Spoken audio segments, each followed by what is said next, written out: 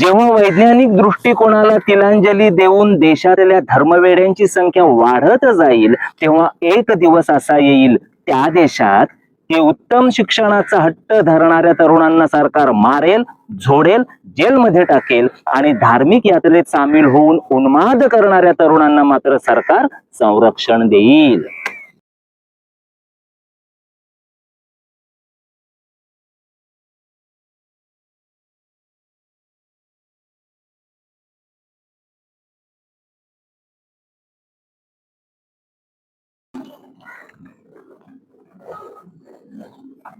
नमस्कार मित्रांनो, कसे आहात? आज मी माझी स्वतःची एक कविता वाचतोय. कवितेचं शीर्षक आहे देश बांधव. कविता जर तुम्हाला आवडली तर लाईक करा, मित्रांमध्ये शेअर करा आणि चॅनलला सबस्क्राईब केलं नसेल तर चॅनलला सबस्क्राईब करा. तर कवितेचं शीर्षक आहे देश बांधव. मी लिहिलेली कविता आहे ही कविता. नीट लक्ष देऊन ऐका मित्रांनो. एक दिवस असा येईल, परोपकार, बंधुत्व, एकमेकास सहाय्य करू, अवघे धरू सुपंथ, वगैरे वगैरे वगैरे गुंडाळलं जाईल बासनात आणि दुश्मन देशाची गरजच लागणार नाही त्यांना, जे आपापसातच होतील एकमेकांचे दुश्मन कट्टर. कडवं पुन्हा एकदा वाचतो. एक दिवस असा येईल, परोपकार, बंधुत्व, एकमेकास सहाय्य करू, अवघे धरू सुपंथ, वगैरे वगैरे वगैरे गुंडाळलं जाईल बासनात आणि दुश्मन देशाची गरजच लागणार नाही त्यांना, जे आपापसातच होतील एकमेकांचे दुश्मन कट्टर. मग एक दिवस असा येईल त्या देशात की सुखी माणसं होतील दुश्मन आपल्याच देश बांधव दुःखी माणसांचे.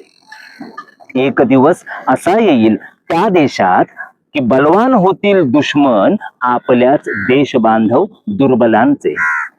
एक दिवस असा येईल त्या देशात की श्रीमंत होतील दुश्मन आपल्याच देश बांधव गरिबांचे.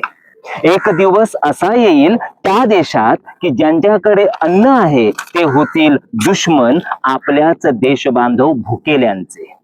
एक दिवस असा येईल त्या देशात की ज्यांच्याकडे घर आहे ते होतील दुश्मन आपल्याच देश बांधव बेघर असलेल्यांचे. जेव्हा वैज्ञानिक दृष्टिकोनाला तिलांजली देऊन देशातल्या धर्मवेड्यांची संख्या वाढत जाईल, तेव्हा एक दिवस असा येईल त्या देशात की उत्तम शिक्षणाचा हट्ट धरणाऱ्या तरुणांना सरकार मारेल, झोडेल, जेलमध्ये टाकेल आणि धार्मिक यात्रेत सामील होऊन उन्माद करणाऱ्या तरुणांना मात्र सरकार संरक्षण देईल. हे कडवं जरा पुन्हा एकदा वाचतो. जेव्हा वैज्ञानिक दृष्टिकोनाला तिलांजली देऊन देशातल्या धर्मवेड्यांची संख्या वाढत जाईल, तेव्हा एक दिवस असा येईल त्या देशात की उत्तम शिक्षणाचा हट्ट धरणाऱ्या तरुणांना सरकार मारेल, छोडेल, जेलमध्ये टाकेल आणि धार्मिक यात्रेत सामील होऊन उन्माद करणाऱ्या तरुणांना मात्र सरकार संरक्षण देईल. भ्रष्टाचार करून मिळवलेल्या आपल्या गडगंज संपत्तीचे संरक्षण राजकारणातले रथी, महारथी, धुरंधर, थेरडे देशातल्या तरुणांचा बळी देऊन करू लागतील, तेव्हा एक दिवस असा येईल त्या देशात की त्या निष्पाप बाळांचे आई वडील होतील दुश्मन राजकारण्यांचे आणि करतील देशद्रोह आपल्या निष्पाप पिल्लांच्या हत्येचा बदला घेण्यासाठी.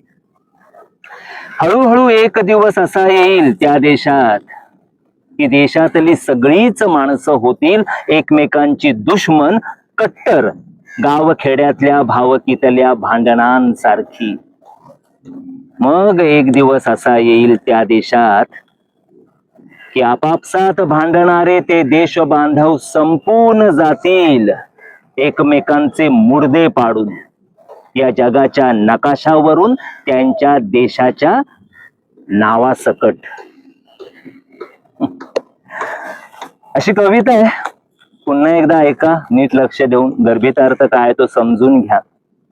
आणि आपण ज्या देशात कुठे राहतो जगभरातल्या लोकांसाठी ही कविता आहे. ते ज्या ज्या कुठल्या देशात राहतात त्यांनी आपल्या आजूबाजूला ही सेम परिस्थिती होते का ते पाहावं आणि मग आपल्या देशाचं काय भवितव्य असेल ते लक्षात घ्यावं. चला, तर मग ही कविता आवडली तर मित्रांमध्ये शेअर करा आणि पुन्हा एकदा नवीन कवितेच्या नवीन व्हिडिओच्या निमित्ताने लवकरच भेटूयात.